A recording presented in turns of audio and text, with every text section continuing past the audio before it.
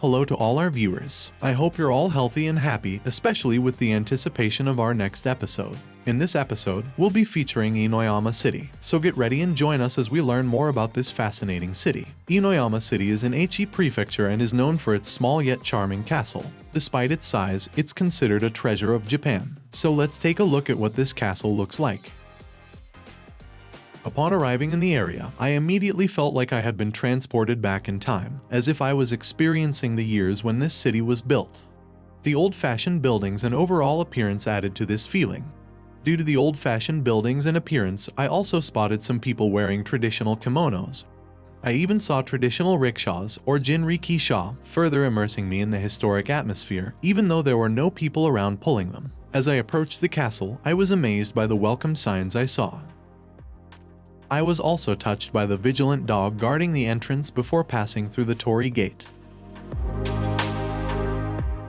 Speaking of the Torii Gate, I was also amazed by the number of gates lined up, creating a stunning view. You will pass through many of these striking structures before reaching the castle, as if they serve as gates leading to the kingdom itself.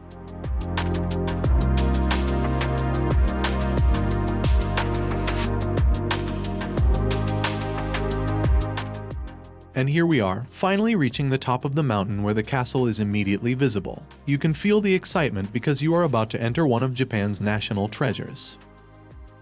At first glance, you can already tell how sturdy it is due to its high stone foundation. I tried to get closer to see the details, and it's truly impressive how the ancient people of Japan were able to build such a massive structure with perseverance and dedication.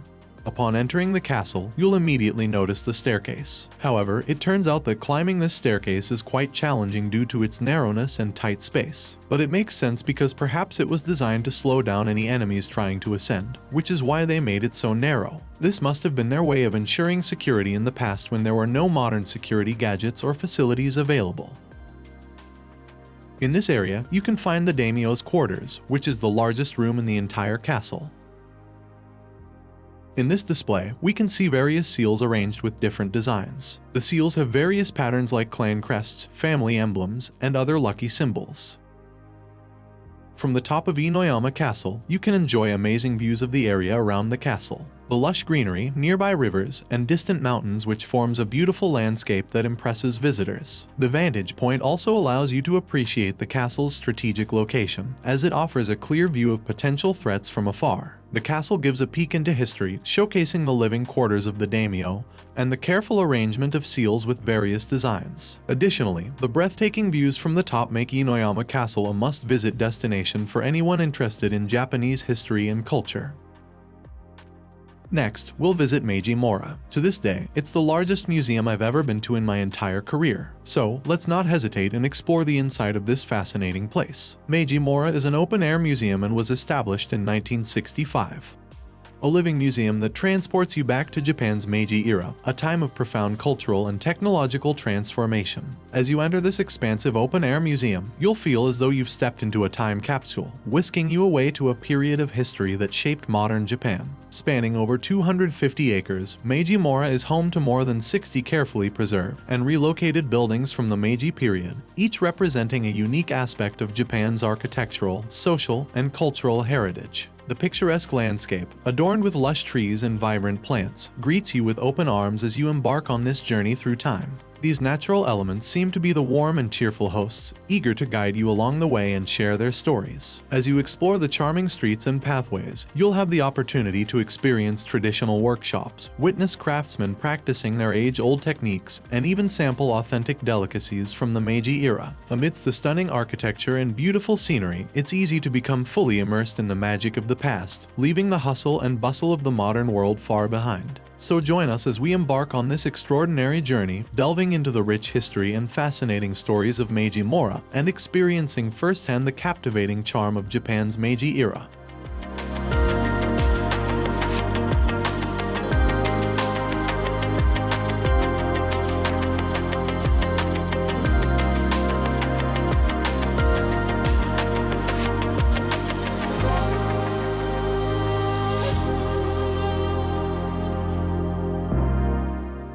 This is Matsu Courtroom, originally situated in Matsu City, Kyoto Prefecture. This remarkable structure is now registered as a tangible cultural property.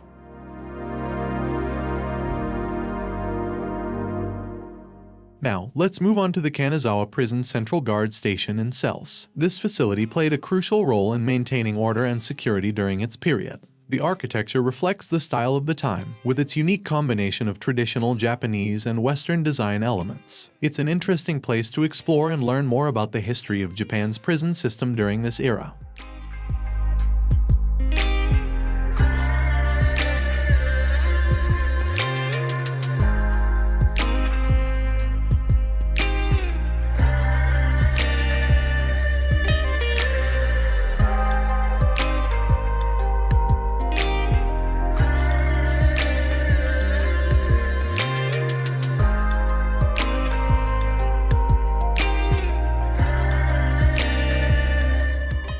The St. Xavier Cathedral. This stunning church, named after the famous missionary St. Francis Xavier, showcases intricate craftsmanship and detail in its design. In current times, around 10 to 30 couples are getting married in this church each year. As we explore the cathedral, we'll gain a deeper understanding of the cultural exchange that took place during the Meiji period and the influence of Western architecture on Japan.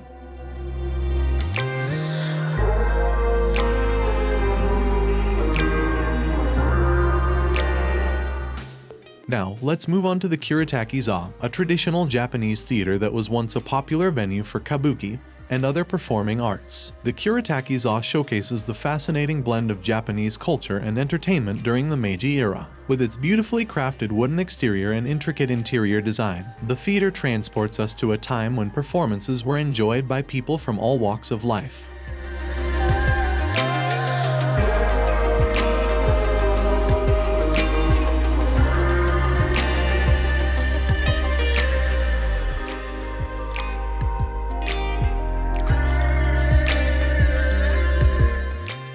We can also find an old-fashioned store, a traditional barber shop, and a classic Japanese public bathhouse or ohiro around the area. These establishments give us a glimpse of the everyday life in the Meiji era.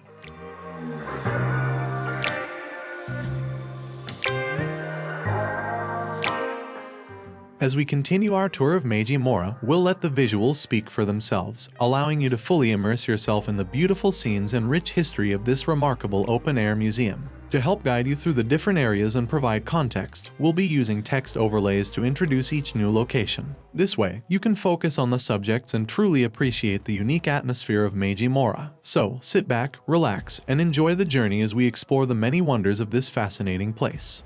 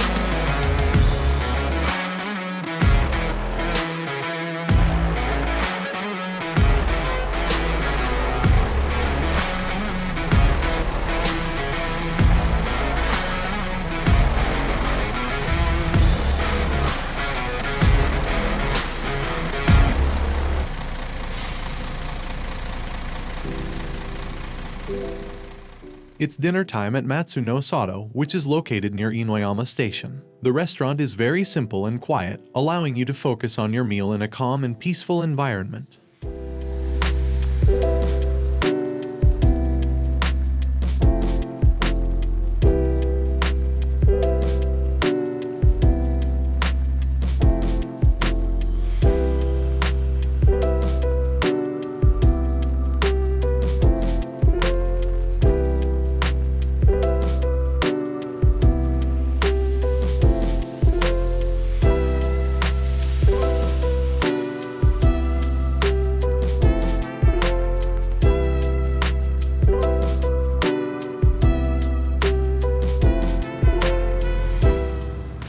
Our visit to Inuyama City has been an incredible experience. We explored the magnificent Inuyama Castle, took a trip back in time at the Meiji Mura, and enjoyed a delicious dinner at the Matsu no Sato. Thank you for joining us on this journey, and we hope you enjoyed the adventure as much as we did. Until our next adventure, stay tuned and take care.